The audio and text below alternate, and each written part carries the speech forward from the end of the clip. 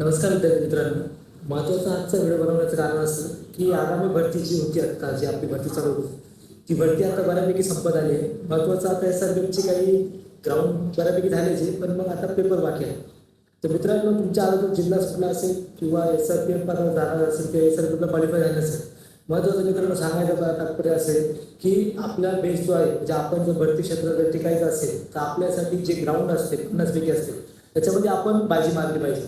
महत्त्वाचं त्याच्यामध्ये गोळा, 100 मीटर, 1600 हे 3 इव्हेंट खूप इम्पॉर्टंट आहे.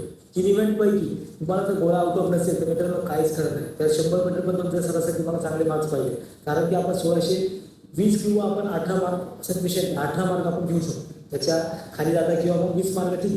पण मित्रांनो 100 मीटर असो किंवा गोळा असो, गोळ्यामध्ये आपण 3ची कटिंग असते. मित्रांनो आपण इथं जर प्लस केला तर आपल्याला बेनिफिट भेटतो, कारण की आपण आता बघितलं असेल मुंबईचे ह्या नामाला मेरिट भरपूर म्हणजे भरपूर खूप हाय लागले. तर याच्याबद्दल आपण सांगू इच्छितो. महत्त्वाचं असं की आपण आता आपले ग्राउंड आपले 40 ते 43च्या दरम्यान पाहिजे, कारण की ह्या आता या फील्डमध्ये आपल्याला टिकायचं असेल कारण कॉम्पिटिशन भरपूर वाढलं आहे. कॉम्पिटिशनची लेवल खूप वाढली, त्याच्यामुळे आपल्याला 43, 45, 47 असे ग्राउंड ठेवणं खूप गरजेचं आहे. याच्यासाठी महत्त्वाचं तुम्हाला मी डेली काही वर्कआउट सांगणार आहे. महत्त्वाचं तुम्ही माझ्यासोबत चालत राहा. माझ्या चॅनलला पण सबस्क्राईब करून ठेवा, मी तुम्हाला हे नवीन व्हिडिओ भेटत राहतो. महत्त्वाचं तुम्ही आत्ता काय करायचं, कारण की आपण ऑफ सीझनमध्ये थांबून जातो. ऑफ सीझनमध्ये म्हणजे की आता भरती संपते, आपण जेव्हा नवीन ॲड पडते तेव्हा आपण स्टार्ट करतो. महत्त्वाचं आपला गोळा आउट ऑफ झाला तर आपण मध्ये गॅप ठेवतो, डबल आपल्या गोळ्याचं ते झालं.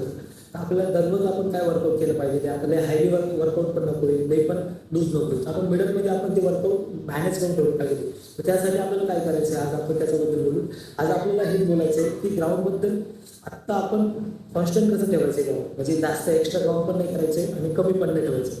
महत्त्वाचं मित्रांनो, जर तुम्हाला खरंच खाकी पाहिजे असेल, वरती पाहिजे असेल, त्यासाठी तुम्हाला स्वतःमध्ये थोडीशी शिस्त ठेवावं लागणार आहे. महत्त्वाचं की ज्या गोष्टी तुम्हाला टाळल्या आहेत